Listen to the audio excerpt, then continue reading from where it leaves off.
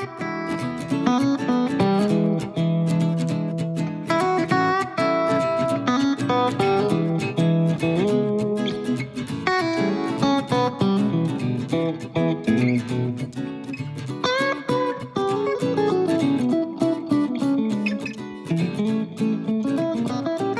warahmatullahi wabarakatuh. Jumpa lagi rekan-rekan di channel PLTS Kang Awang. Terima kasih kepada rekan-rekan yang sudah menyempatkan waktu untuk mampir di channel ini. Pada kesempatan ini masih seperti topik yang lama. Saya ingin kembali membahas tentang PLTS atau pembangkit listrik tenaga surya. Pada kesempatan hari ini saya berada di lokasi Cilebut di rumah seorang sahabat saya, Om Ismail. Selamat siang Om Ismail. Selamat siang Om Aweng. Hari ini juga saya bareng juga sama Bang Effendi yang di Tangerang. Ya. Oke. Gimana kabarnya Bang Effendi? Alhamdulillah baik. Oke rekan-rekan, nanti kita ngobrol sedikit ya tentang PLTS ya. Kalau saya lihat kemarin itu di tempatnya Om Ismail ini, dari atas tuh sudah terlihat kapasitas PV yang terpasang itu sekitar 10.800 WP. Wah, itu udah mantep banget deh. Itu udah cukup untuk satu rumah ini. Untuk semua kebutuhan listrik di rumah ini sudah mencukupi ya. Mungkin kemungkinannya nanti PLN-nya akan dicabut ini. Nah, Om Ismail, kita ngobrol-ngobrol dikit ya Om. Iya, boleh nggak Om ceritain awal mula dulu nih pasang PLTS itu, atau teknologi PLTS itu dulu awalnya dari mana nih?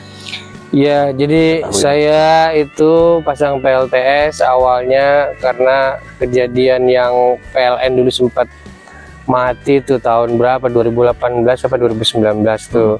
Selama hampir 2 hari kita biarpet lah satu Pulau Jawa ya. Dari situ kita mulai berpikir kalau nggak kita punya sebuah sistem yang kira-kira nggak terlalu tergantung lah gitu dengan supply PLN yang ada. Terus yang kedua bisa mulai berhemat dengan tagihan listrik, gitu, karena awalnya kan kita nambah alat-alat gitu ya, elektronik apa segala macam konsumsi listrik kan. Waktu pertama masang itu tahun 2019 akhir kalau nggak salah. 2019 akhir itu kapasitas sama berarti hampir bareng. Iya, bareng ya. Saya September. September, saya di akhir-akhir. Itu masih kapasitas kecil. Oh, jadi awal mula dulu awalnya dari kecil ya? Dari kecil. Nggak langsung sebesar ini ya? Oh, enggak. Ini berapa kali nggak mudik nih baru bisa kebeli ini. Karena masa pandemi kan. Mantap. Dari berapa mulai pasang? Saya pasang 1.200 dulu 1.200. Awal. Dan on grid ya dulu ya. Kebetulan dulu masang PLTS masih izinnya ke PLN Exim masih gampang gitu ya. Ya, terus 1 tahun setiap ya terima dapat lebihan buat mudik saya simpen, nggak mudik kan, nambah PV gitu. Sampailah sekarang tahun 2023 udah dapat 10.800. Terakhir kemarin masang itu 2,8 pas habis lebaran. Oke. Mantap banget. Iya. Oke, Om Ismail. Ini setelah masang PLTS kan tentu banyak manfaatnya ya. Iya. Apa aja yang dirasain setelah masang PLTS ini? Manfaatnya berarti yang pertama kita enak tuh bisa swasembada tadi, kekhawatiran kalau misalnya PLN mati atau ada gangguan kita nggak khawatir lagi. Jadi rasa kenyamanan, rasa itu yang nggak bisa kebeli. Itu yang pertama. Yang kedua itu kita jadi nggak khawatir lagi sama biaya PLN, tagihan PLN. Nggak mikirin lagi, karena diskusi di rumah tuh biasanya jangan pakai listrik banyak-banyak tagihan ini ya. Sekarang beda, silakan terserah. Banyakin bebas ya. Apalagi musim panas ya. Iya. Apalagi ini wilayahnya termasuknya kota hujan Bogor. Iya. Ya, ternyata itu tidak mengurangi semangat nih Om Ismail masang PLTS. Saya salut juga. Iya. Memang kota Bogor, kota hujan ini seringnya hujan, makanya PV saya optimalin nggak dapet ke timur pagi, karena ketika udah mulai jam 2 jam 3 di sini relatif mendung. Sekarang ini sistem apa yang dipakai di rumah ini? Iya, kita karena tumbuh dan berkembang awalnya on grid, terus kemudian belajar tahu ada sistem yang lebih bagus. yaitu off grid. Ternyata ada lagi langit di atas langit yang lebih bagus, hybrid. Akhirnya off gridnya saya sempurnakan menjadi hybrid, dan hybridnya kami kawinkan dengan on grid. Jadi sekarang yang jalan itu on grid di pagi hari supaya dia bisa mensuplai kebutuhan dalam rumah. Terus yang hybridnya khusus buat ngecas sampai dengan posisi jam 12. Habis itu dia mulai kerja lagi jam 12 sampai besok pagi ketemu matahari lagi, baru dia off lagi, on grid lagi. Jadi on gridnya berapa jam ya? On gridnya itu kerjaannya berarti dari jam 6 sampai jam 6 sore. Terus hybridnya kerjanya dari jam 12 sampai jam 6 pagi gitu. Itu secara bergiliran sengaja dipilih begitu, secara nggak sengaja ya. Nggak kita desain dari awal, tapi by accident ya. Betul. Rata-rata hampir seperti itu ya. Waktu masang dulu pertama itu pakai sistemnya on grid dulu ya? On grid dulu. Oke. Dulu pertimbangannya apa tuh? Kenapa pakai sistemnya on grid? Karena on grid itu sistem yang paling simple bagi pemula, itu mudah dipahamin, low maintenance. Orang bilang tuh, kalau orang PLTS bilang pasang dan lupakan gitu ya. Betul. Jadi nggak ada apa-apa tuh ya? Nggak ada, cuman ada PV dan inverter. Jadi kerjanya siang aja. Dan ada matahari. Malam hari nggak bisa karena nggak ada matahari. Pindah ke PLN. Ya. Cuman pasti ada kelemahan ya di. Iya, kalau on grid itu kelemahannya dia kalau mati lampu ikut mati lampu. Terus kalau siang nggak bisa pakai, kalau malam nggak bisa pakai PLTS-nya. Karena murni ketergantungan dari matahari ya. Betul. Oke, Om. Punya trik-trik khusus nggak untuk khususnya nih buat teman-teman yang pengen pasang kan? Kalau kita lihat nih Om Ismail udah masang sampai 10.800 ya kan. Wah, kalau ngeliat orang pasti berapa duit nih biayanya, pasti besar sekali kan gitu ya. Punya trik-trik khusus nggak Om nih buat teman-teman yang tertarik atau pengen memanfaatkan juga PLTS? Iya, kalau saya melihat PLTS ini pakai dari yang kecil-kecil dulu ya, dari yang kecil-kecil dulu, mungkin dari lampu dulu gitu, berusaha kita independen lah gitu terhadap supply-nya dari PV gitu ya. Baru kemudian rasakan, baru kemudian naikin lagi pelan-pelan gitu, kecuali memang punya budgetnya gede dari awal gitu. Cuman budget gede tapi nggak bisa merasakan manfaatnya juga nggak enak. Percuma ya Mbak Irwin ya. Iya, banyak peralatan listrik sedikit percuma. Iya, mendingan dirasakan, ada kepuasan, naikin dikit-dikit gitu. Cocok. Gitu teman-teman. Ternyata orang mau pasang PLTS itu jangan melihat besarnya biaya dulu ya. Iya. Manfaatkan dulu, mau sistemnya bisa apa aja ya, bisa pakai DC dulu, lampunya gitu ya. Seperti sistemnya punya Om Effendi lah. Saya gara-gara ngelihat punya Om Effendi, saya jadi tertarik tuh, saya rubah lagi di rumah. Iya. Jadi sistem AC ada, sistem DC juga ada. Jadi 2 sistem, cuman on gridnya enggak. Oke Om, nanti kita boleh lihat ya. Siap, kita ke depan nanti. Apa aja nanti teman-teman kita lihat di tempatnya Om Ismail ini, perangkat yang terpasang itu apa aja, terus sebenarnya bagaimana sih fungsinya dari masing-masing alat itu. Oke teman-teman, sekarang ini kita posisi berada di ruang perangkat. Ini perangkat-perangkat pendukung yang digunakan oleh Om Ismail ini untuk mendukung PLTS yang ada di rumahnya. Nah, kalau kita lihat di sini banyak banget ya teman-teman perangkatnya. Ini kalau kita ada baterai LiPo 4 ya, ada 1 2 3 4 5 6, berarti 600 Ah ya. Kemudian di atas itu ada beberapa inverter ya teman-teman. Oke Om Ismail, boleh dijelasin Om, ini alatnya apa aja, alat yang terpasang di sini, kemudian fungsi dari masing-masing alat ini seperti apa Om? Iya, jadi ini sebenarnya yang tadi saya bilang bertahap. Yang warna biru itu inverter awal saya tuh. Boleh deh. Iya, inverter awal saya yang on grid ya. Dia on grid, bekerja di siang hari aja. Saat ada matahari, dan dia nggak ada hubungannya dengan baterai-baterai ini. Yang biru itu sendiri ya? Iya, biru itu dia hanya mensuplai kebutuhan dalam rumah selama siang hari, dan nggak ngecas baterai ini, dan nggak memanfaatkan baterai ini. Karena itu on grid. Oke, kemudian yang sebelah kirinya itu inverter hybrid itu. Hybrid 3000, jadi totalnya 6000. Nah, Berarti itu total ada 3 inverter ya. ada 3 inverter yang Oke, yang bekerja. hybridnya 2 Hybridnya 2. sama tipenya itu. Sama tipe dan bekerja paralel sinkronus gitu. Oh gitu. Harusnya kalau mau lebih efisien sih cukup satu yang 5.000 gitu. Cuman karena saya tadi belajar dulu, pakai dulu yang kecil 3.000. Oh, jadi itu 3.000 masing-masing 3.000 ya. Iya, Tapi mereka berdua ini bisa saling itu ya, saling support ya. Maksudnya jika bebannya 4.000 dia bisa berbarengan. berbarengan. Oke, Makanya kebacanya kalau misalnya 4.000 di sini 2.000, sini 2.000. Bacanya gitu. Oh, separuh-separuh. Iya. Enak banget ya. Kalau ngecas dia sendiri-sendiri. Oh. Kalau nanggung beban dia bareng-bareng. Tapi kalau ngecas dia sendiri-sendiri. Oke, oke. Terus yang lain Om, ini yang di atas itu apa? Itu MCB pengaman untuk dari PV ke on grid. Yang itu juga. Ini ya. Ini ada arrestor juga ya. Ya, di dalamnya itu ada arrestor, terus kemudian ada MCB buat mutus arus sama buat DC connecting lah gitu.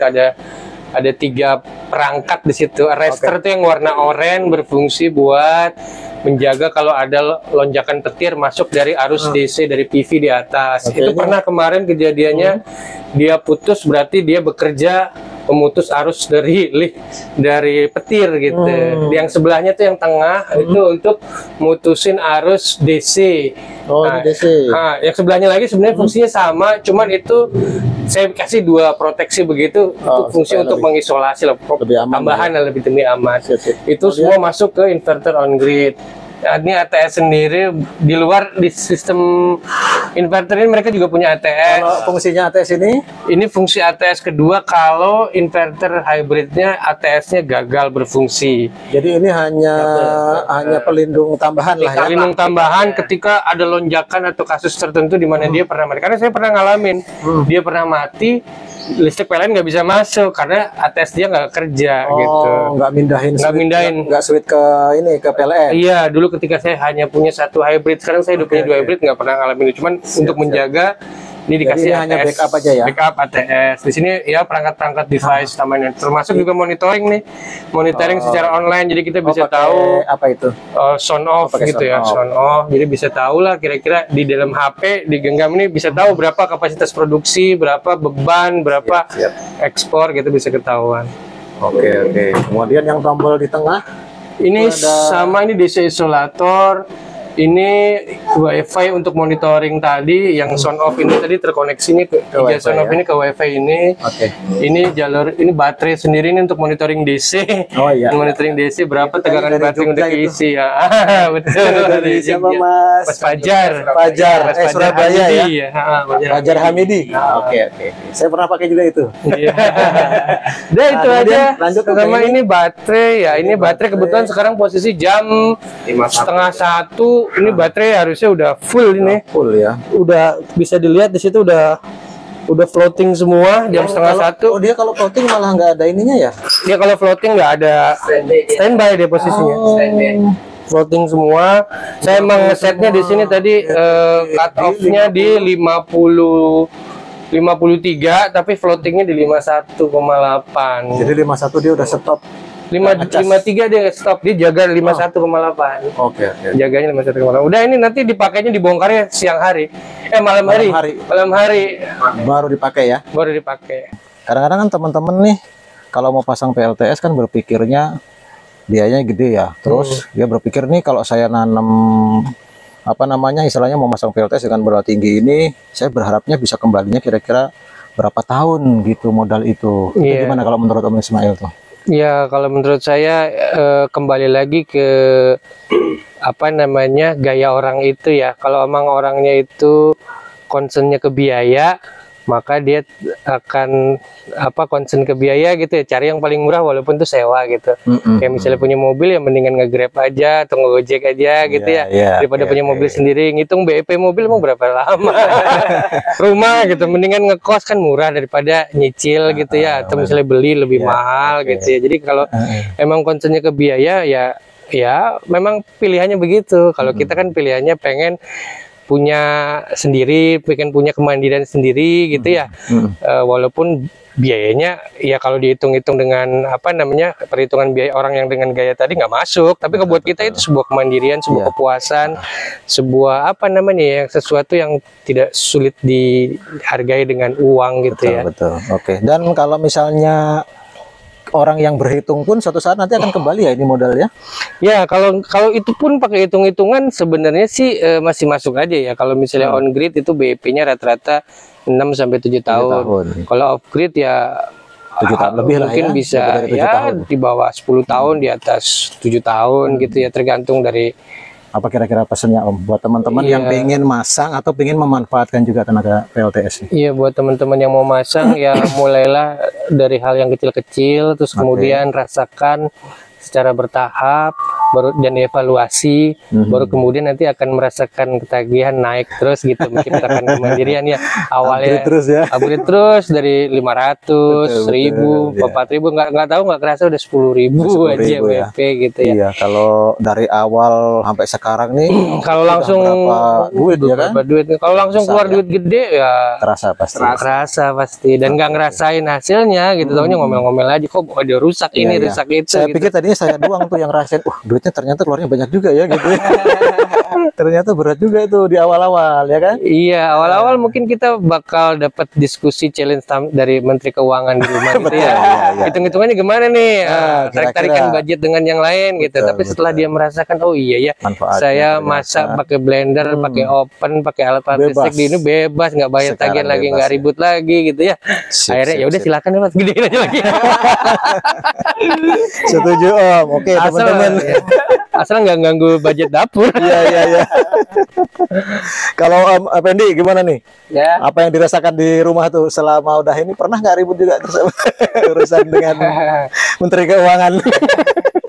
Ya sama sih sebenarnya, yang penting nggak mengganggu Oke. jatah khusus dia. Iya, cocok. Jadi kata kalau di grup kita itu udah ada kenakalan kita. Yang penting Makanya ada tetap bisa balance ya. Oke. Yang penting ada SNI ya. SNI. Apa ya? ISO ya. ISO. Apa isi? Istri sudah oke. Oh. Iya iya. Jadi teman-teman yang mau pasang harus pakai ISO dulu ya. Iya karena Istri sudah dia oke. karena kita tinggal serumah ya, pasti harus visinya harus sama. Iya, iya. Dalam membangun kemandirian visinya harus sama, samain frekuensi, samain budget, samain juga ngerem. Oh kita mau beli ini, oh yang itu dikalahin dulu gitu. Iya, Itu konsultasi lagi. Kalau dengan aturan sekarang nih pemerintah khususnya yang PLN nih nggak ada isu ya. Ya kalau aturan sekarang PLN terkait on grid, karena emang kebijakan PLN yang sekarang di Jawa terutama lagi over supply ya, saya dengar tuh lagi over supply capacity 40% tahun ini, dan nanti tahun 2030 karena semakin banyaknya IPP pembangkit yang jadi over supply-nya diperkirakan 60% Nambah kalau lagi. demand-nya nggak ditambah gitu ya. Makanya pemerintah kan berusaha meningkatkan demand dengan cara apa namanya dan kompor listrik lah, mobil listrik dipercepat, diberikan subsidi gitu segala macam supaya PLN Setuju ya. ini terserap. Tapi sebenarnya kalau misalnya kita pasang off-grid kan nggak ada urusan dengan itu ya. Iya, tadi balik lagi ke apa urusan dengan dengan pemerintah gitu, dengan aturan kebijakan yang sekarang, karena pemerintah membatasi dulu 100% ekspor dihargai. Sekarang di 65%. Tapi dengan kondisi oversupply gitu, pemerintah juga pasti memikirkan biaya ya. Iya, iya. Kalau untuk teman-teman off-grid, nggak usah izin, nggak ada keterkaitan sih sama PLN. Jadi kalau ada oknum-oknum PLN gitu yang mungkin mau mencoba mengkait-kaitkan ya, mungkin itu terlalu mengada-ada sih ya, saya pikir. Karena kan, Selama kita nggak ganggu jaringan PLN ya. iya, asal kita kan PLN itu batasnya sampai meternya dia ke dalam, meternya ke dalam udah urusannya Urusan kita ya. gitu ya. Oh, jadi teman-teman nggak usah ragu-ragu kalau masangnya off-grid, nggak usah takut dengan aturan-aturan yang berlaku di PLN ya. Iya. Kita nggak menyalahi aturan kan ya. Seharusnya sih nggak ada urusan, dan belum ada sih kejadian off-grid terus kemudian didenda gitu karena ini, kecuali yang teman-teman yang on grid ya, yang misalnya On-grid yang dia nggak izin nggak ya. izin gitu, Jadi nggak izin dia paksa melakukan lah ya ekspor itunya gitu. ya. Ya itu juga akan mengganggu kalau misalnya PLN mengadakan pemadaman, ice landingnya nggak jalan, tiba-tiba nyetrum ya, Pak Effendi ya, itu mengganggu keselamatan petugas. Ya, jadi itu teman-teman. Kalau teman-teman masangnya yang off-grid, nggak usah tidak terlalu dipusingkan dengan aturan yang sekarang berlaku ya. Ada pesan-pesan kira-kira yang terakhir nih Om Ismail atau Om Effendi? Ya kalau dari saya mungkin ya jangan ragu untuk memulai. Kalau nggak sekarang kapan lagi? Karena kalau nanti nilai uang kita bakal makin turun, harga barangnya terasa bakal lebih mahal ya. Mulai dari sekarang gitu Jangan ya. ragu-ragu ya. Jangan ragu-ragu. Yang udah punya rencana pengen mau pakai PLTS, walaupun di Bogor aja berani. Yang istilahnya Kota hujan gitu katanya, kota hujan nggak dapat matahari banyak nggak gitu ya. terlalu nggak sehebat atau nggak sebagus wilayah Karena lain ya. listrik ini jadi fundamental kehidupan kita ke depan. Saat Pasti ini orang konsumsi siap listrik butuh. makin sekarang masih rendah, nanti ke depannya pasti akan makin tinggi. Apa-apa pakai listrik ya. Apa-apa pakai listrik, motor pakai Masak pakai listrik, listrik. mobil pakai listrik, masak pakai listrik, apa-apa pakai listrik. Coba lihat Bener, zaman bener. kita dulu masih kecil kan pakai listrik kan Boro-boro, sedikit ya. iya. Sekarang apa-apa harus ada listrik, nggak ada listrik mati kita. Setuju Om. Caca. Nah, apalagi ke depan kebutuhan listrik makin besar, kalau kita nggak investasi dari sekarang, kita mulai dari sekarang ya kita akan siap-siap dengan biaya yang makin besar. Cocok, setuju. Mungkin itu aja ya. Iya cukup. Ya, makasih banyak nih Om Ismail, Bang Effendi yang sudah ikut gabung sama kita juga jauh-jauh dari Tangerang. Saya ucapin terima kasih buat teman-teman tadi seperti yang disampaikan sama Om Ismail ya. Jangan ragu-ragu, yang pengen mulai, ayo. Dari mulai yang kecil bisa pakai DC. Nah, kita jadi upgradeable lah, kita pokoknya sesuai dengan budget. Oke, terima kasih banyak ya Om Ismail. Kita udah Terima dikasih kasih, kesempatan sama-sama. juga. Terima kasih banyak dikasih kesempatan untuk mereview PLTS-nya walaupun ini dengan ala kadar ya. Lebih dari segalanya. Oke, mungkin itu aja teman-teman. Sampai jumpa lagi di video-video selanjutnya. Assalamualaikum warahmatullahi wabarakatuh. Waalaikumsalam.